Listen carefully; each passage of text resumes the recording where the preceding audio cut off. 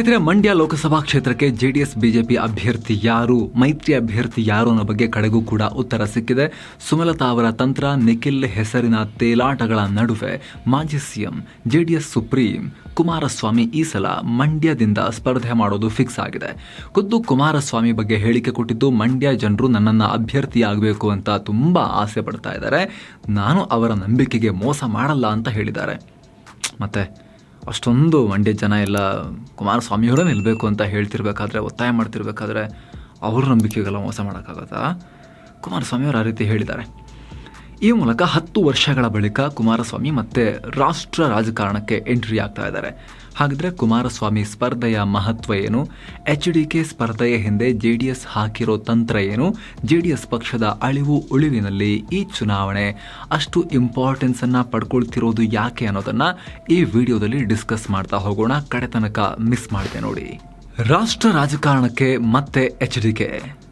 ಸ್ನೇಹಿತರೆ, ಬಿಜೆಪಿ ಜೊತೆಗೆ ಮೈತ್ರಿ ಮಾಡಿಕೊಂಡ ಬೆನ್ನಲ್ಲೇ ಕುಮಾರಸ್ವಾಮಿ ಲೋಕಸಭಾ ಚುನಾವಣೆಗೆ ಸ್ಪರ್ಧೆ ಮಾಡ್ತಾರೆ.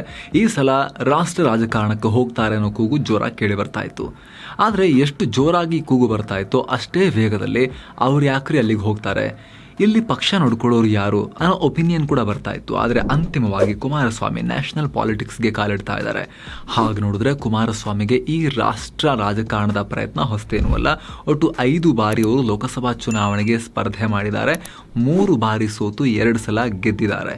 1996ರಲ್ಲಿ ಕನಕಪುರ ಕ್ಷೇತ್ರದಿಂದ ಗೆದ್ದಿದ್ರು. 98-99ರಲ್ಲಿ ಅದೇ ಕ್ಷೇತ್ರದಲ್ಲಿ ಸೋಲ್ಬೇಕಾಯಿತು. 2009ರಲ್ಲಿ ಬೆಂಗಳೂರು ಗ್ರಾಮಾಂತರದಲ್ಲಿ ಗೆದ್ದಿದ್ರು. 2014ರಲ್ಲಿ ಚಿಕ್ಕಬಳ್ಳಾಪುರ ಕ್ಷೇತ್ರದಲ್ಲಿ 3ನೇ ಸ್ಥಾನಕ್ಕೆ ಕುಸ್ತು ಹೋದ್ರು. ಆ ನಂತರ ರಾಜ್ಯ ರಾಜಕೀಯಕ್ಕೆ ಬಂದ ಕುಮಾರಸ್ವಾಮಿ ಕಾಂಗ್ರೆಸ್ ಜೊತೆಗೆ ಸೇರಿ 1 ಸಲ ಸಿಎಂ ಕೂಡ ಆದರು. ಈಗ ಮತ್ತೆ ಬಿಜೆಪಿ ಜೊತೆಗೆ ಮೈತ್ರಿ ಮಾಡಿಕೊಂಡು ಲೋಕಸಭಾ ಚುನಾವಣೆಗೆ ಸ್ಪರ್ಧೆ ಮಾಡ್ತಾ ಇದ್ದಾರೆ. ಅಳಿವು ಉಳಿವಿನ ಪ್ರಶ್ನೆ. ಲೋಕಸಭಾ ಚುನಾವಣೆಯಲ್ಲಿ ಕುಮಾರಸ್ವಾಮಿ ಸ್ಪರ್ಧೆ ಯಾಕೆ ಮಹತ್ವ ಪಡ್ಕೊಳ್ತಾ ಇದೆ ಅಂದ್ರೆ, ಮೊದಲಿಗೆ JDSನ ಅಳಿವು ಉಳಿವಿನ ಪ್ರಶ್ನೆ. ವಿಧಾನಸಭಾ ಚುನಾವಣೆಯಲ್ಲಿ ಹೀನಾಯವಾಗಿ ಸೋಲುಕೊಂಡಿರುವ JDSನಲ್ಲಿ 3 ಮತ್ತೊಂದು ನಾಯಕರು ಉಳ್ಕೊಂಡಿದ್ದಾರೆ.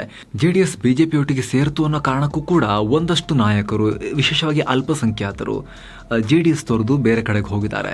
ವೋಟ್ಸ್ ಕೂಡ, ಮತಗಳು ಕೂಡ ಕಳೆದ ಚುನಾವಣೆಗಳಲ್ಲಿ ಸಾಬೀತಾಗಿದೆ ಅಲ್ಪಸಂಖ್ಯಾತರದ್ದು ಕಾಂಗ್ರೆಸ್ ಕಡೆ ಹೋಗಿದೆ ಅಂತ. ಹೀಗಾಗಿ 19 ಶಾಸಕರನ್ನ, ಅದರಲ್ಲಿ 2 ಅಸಮಾಧಾನಿತರನ್ನ ಇಟ್ಕೊಂಡು JDS ಸರ್ವೈವ್ ಆಗೋದು ಕಷ್ಟ, ಸಫರ್ ಆಗೋದೇ ಜಾಸ್ತಿ. ಬರ್ತಿರೋ ಚುನಾವಣೆಯಲ್ಲಿ ಗ್ರಾಫ್ ಇಳಿಸ್ಕೊಂಡೇ ಬರ್ತಾ ಇರೋ JDS ತನ್ನ ಸಾಮರ್ಥ್ಯವನ್ನು ತೋರಿಸ್ಬೇಕು ಅಂದರೆ ಈ ಸಲ ಅವರು ಬಲವಾಗಿ ಚುನಾವಣೆಯನ್ನು ಫೇಸ್ ಮಾಡಬೇಕು. ಭದ್ರಕೋಟೆಗಳಲ್ಲಿ ಬಲಶಾಲಿಯಾಗಿದ್ದೀವಿ ಅಂತ ತೋರಿಸ್ಕೋಬೇಕಾಗತ್ತೆ. ನಿಮಗೆ ಗೊತ್ತಿರಲಿ, 2008ರ ವಿಧಾನಸಭಾ ಚುನಾವಣೆಯಲ್ಲಿ JDS ಇದೇ ರೀತಿ ದೊಡ್ಡ ಪ್ರಮಾಣದಲ್ಲಿ ಕುಸಿತ ಕಂಡಿತ್ತು. 58 ಸೀಟಿಂದ ದಿಢೀರಂತ 28 ಸೀಟಿಗೆ ಬಿದ್ದೋಗಿತ್ತು. ಇದಕ್ಕೆ ಯಡಿಯೂರಪ್ಪ ಅವರಿಗೆ T20 ಸರ್ಕಾರದಲ್ಲಿ ಕುಮಾರಸ್ವಾಮಿ ಮಾಡಿದ್ದು ಮೋಸ, ಮೈತ್ರಿ ದ್ರೋಹ, ಮಿತ್ರ ದ್ರೋಹ, ವಿಶ್ವಾಸ ದ್ರೋಹ ಅನ್ನೋ ಆರೋಪ ಇತ್ತಲ್ಲ, ಅದು ಕಾರಣ ಆಗಿತ್ತು ಈ ದೊಡ್ಡ ಸೋಲಿಗೆ. JDS 30 ಸೀಟ್ ಕಳ್ಕೊಂಡಿತ್ತು. ಬರೀ ಹಳೆ ಮೈಸೂರಿನ ಕೆಲವೊಂದಷ್ಟು ಜಿಲ್ಲೆಗಳಿಗೆ ಮಾತ್ರ ಸೀಮಿತ ಆಗಿರಲಿಲ್ಲ. ಅದಕ್ಕಿಂತ ಮುಂಚೆ ಕರ್ನಾಟಕದಾದ್ಯಂತ ಸೀಟ್ ಗೆಲ್ತಾ ಇದ್ರು. ಆದರೆ ಓಲ್ಡ್ ಮೈಸೂರು ಬಿಟ್ಟು ಬೇರೆ ಕಡೆ ಮಧ್ಯ ಮತ್ತು ಉತ್ತರ ಕರ್ನಾಟಕದಿಂದ JDS ತೊಳ್ಕೊಂಡು ಹೋಗಿತ್ತು. ಆ ಚುನಾವಣೆಯಲ್ಲಿ 30 ಸೀಟ್ ಹೋಗಿತ್ತು. ಆದರೆ ಆ ನಂತರ 2009ರ ಲೋಕಸಭಾ ಚುನಾವಣೆಯಲ್ಲಿ JDS ಏಕಾಂಗಿಯಾಗಿ 3 ಸೀಟಲ್ಲಿ ಗೆದ್ದಿತ್ತು. ಹಾಸನದಲ್ಲಿ ದೇವೇಗೌಡರು, ಮಂಡ್ಯದಲ್ಲಿ ಚಲುವರಾಯಸ್ವಾಮಿ, ಈಗ ಕಾಂಗ್ರೆಸ್ ಸರ್ಕಾರದಲ್ಲಿ ಮಂತ್ರಿಯಾಗಿರೋ ಚಲುವರಾಯಸ್ವಾಮಿನೇ. ಹಾಗೆ ಬೆಂಗಳೂರು ಗ್ರಾಮಾಂತರದಿಂದ ಕುಮಾರಸ್ವಾಮಿ ಗೆದ್ದಿದ್ರು. ಆ ನಂತರ 2013ರ ವಿಧಾನಸಭಾ ಚುನಾವಣೆಯಲ್ಲಿ JDS ಮತ್ತೆ 40 ಸೀಟಿಗೆ ಏರಿಕೆ ಕಂಡಿತ್ತು. ಹೀಗಾಗಿ ಈ ಸಲವೂ ಆ ರೀತಿ ಆಗಬಹುದು ಅನ್ನೋ ಲೆಕ್ಕಾಚಾರದಲ್ಲಿ JDS ಇದ್ದ ಹಾಗೆ ಕಾಣಿಸ್ತಾ ಇದೆ. ಮಂಡ್ಯದಲ್ಲೇ ಯಾಕೆ? ಸ್ನೇಹಿತರೆ, ಕುಮಾರಸ್ವಾಮಿ ಅವರ ಸ್ಪರ್ಧೆ ಒಂದು ಕಡೆ ಆದರೆ ಅವರ ಮಂಡ್ಯ ಸ್ಪರ್ಧೆ ಅನ್ನೋ ವಿಚಾರ ಇನ್ನೊಂದು ಆಯಾಮದಲ್ಲಿ ಕುತೂಹಲ ಮೂಡಿಸ್ತಾ ಇದೆ. ನಿಮಗೆ ಗೊತ್ತಿರಬೇಕು, ಬೆಂಗಳೂರು ಗ್ರಾಮಾಂತರದಿಂದ, ಚಿಕ್ಕಬಳ್ಳಾಪುರದಿಂದ, ತುಮಕೂರಿಂದ ಹೀಗೆ ಸಾಕಷ್ಟು ಕ್ಷೇತ್ರಗಳು ಕುಮಾರಸ್ವಾಮಿ ಸ್ಪರ್ಧೆಗೆ ತಳಕು ಹಾಕೊಂಡಿದ್ವು. ಆದರೆ ಅಂತಿಮವಾಗಿ ಮಂಡ್ಯಕ್ಕೆ ಫಿಕ್ಸ್ ಆಗಿದ್ದಾರೆ. ಮಾಜಿ ಸಂಸದ ಪುಟ್ಟರಾಜು, ನಿಖಿಲ್ ಕುಮಾರಸ್ವಾಮಿ ಮಗ, ಇವರೆಲ್ಲರನ್ನ ಹಿಂದಕ್ಕೆ ಹಾಕಿ HDK ಆ ಕಡಕ್ಕೆ ತಾವೇ ಇಳಿದಿದ್ದಾರೆ. ಇದಕ್ಕೆ ಕಾರಣ ಏನು ಸ್ನೇಹಿತರೆ? ಮಂಡ್ಯ ಅನ್ನೋದು JDS ಪಾಲಿಗೆ ಅಘೋಷಿತ JDS ರಾಜಧಾನಿ. ಅದು JDSನ ಒಂದು ಪವರ್ ಸ್ಟ್ರಕ್ಚರ್ನಲ್ಲಿ ಅತಿ ಹೆಚ್ಚು ಶಕ್ತಿ ಸರಬರಾಜಾಗೋದು ಮಂಡ್ಯದಿಂದ JDSಗೆ ಅನ್ನೋದು ಮಾತಿತ್ತು. ಅದು ದುರ್ಬಲ ಆಗ್ತಾ ಬರ್ತಾ ಇದೆ ಇತ್ತೀಚಿನ ದಿನಗಳಲ್ಲಿ. ಮೊನ್ನೆ ತನಕ JDS ಭದ್ರಕೋಟೆಯಾಗಿದ್ದ ಮಂಡ್ಯದಲ್ಲಿ ಈಗ 5 ಕೈ ಶಾಸಕರಿದ್ದಾರೆ. JDSನ ಪವರ್ ಒಂದು ಕ್ಷೇತ್ರಕ್ಕೆ ಕುಸಿದು ಹೋಗಿದೆ. ಹೀಗಾಗಿ JDSನ್ನು ಜಿಲ್ಲೆಯಲ್ಲಿ ಮತ್ತೆ ನಿಲ್ಲಿಸಬೇಕು ಅಂತ ಹೇಳಿದ್ರೆ ಅಲ್ಲಿಗೆ ನಿಖಿಲ್ ಅಥವಾ ಬೇರೆ ಯಾವುದೇ ನಾಯಕರನ್ನು ಅಭ್ಯರ್ಥಿ ಮಾಡಿದ್ರೆ ಅವ್ರ ಕೈಯಲ್ಲಿ ನಿಲ್ಲಿಸ್ಲಿಕ್ಕೆ ಆಗಲ್ಲ. ಅದಕ್ಕೆ ಕುಮಾರಸ್ವಾಮಿನೇ ಬೇಕು ಅಂತ ಅವರೇ ಅಂದ್ಕೊಂಡಿದ್ದಾರೆ. ಯಾಕಂದ್ರೆ ಮಂಡ್ಯದಲ್ಲಿ 5 ಕಾಂಗ್ರೆಸ್ ಶಾಸಕರು ತಮ್ಮ ಅಭ್ಯರ್ಥಿ ಸ್ಟಾರ್ ಚಂದ್ರು ಪರವಾಗಿ ಬ್ಯಾಟಿಂಗ್ ಮಾಡ್ತಿದ್ದಾರೆ. ಈ ಸಲ ಹೇಗಾದರೂ ಮಾಡಿ ಜಿಲ್ಲೆಯಲ್ಲಿ ಕುಮಾರಸ್ವಾಮಿ ಹಿಡಿತವನ್ನ ಪೂರ್ತಿ ಸಡಲ ಮಾಡಿ ಕಿತ್ಕೊಳ್ಳೇಬೇಕು ಅಂತ ಚೆಲುವರಾಯಸ್ವಾಮಿ ಅಂತ ನಾಯಕರು ಪ್ರಯತ್ನ ಪಡ್ತಿದ್ದಾರೆ. ಇದೇ ಕಾರಣಕ್ಕೆ ಮಂಡ್ಯದಲ್ಲಿ ನಾಟಿ ಸ್ಟೈಲ್ ಚುನಾವಣೆ ಆಗ್ತಾ ಇದೆ. ಈ ಸಲ ಯಾವುದೇ ಕಾರಣಕ್ಕೂ ಬೇರೆಯವರು ಗೆಲ್ಲೋಕೆ ಬಿಡೋದಿಲ್ಲ, ಸ್ಟಾರ್ ಚಂದ್ರೂನೇ ಮಂಡ್ಯ ಸಂಸದ ಅಂತ ಕೈ ಶಾಸಕರು ಹೇಳ್ತಾ ಇದ್ದಾರೆ. ಮಂಡ್ಯದಲ್ಲಿ ಈ ಮುಂಚೆ ಮನೆ ಮಾಡೋ ಜಗಳ ಕೂಡ ಆಗಿತ್ತು. ಸಂಸದೆಯಾಗಿ ಆಯ್ಕೆಯಾದರೆ ನಾನು ಇಲ್ಲೇ ಮನೆ ಮಾಡ್ಕೊಂಡಿರ್ತೀನಿ ಅಂತ ಸುಮಲತಾ ಹೇಳಿದರು. ಆದರೆ 2-3 ವರ್ಷ ಕಳೆದರೂ ಕೂಡ ಕ್ಷೇತ್ರದಲ್ಲಿ ಮನೆ ಮಾಡಿರಲಿಲ್ಲ.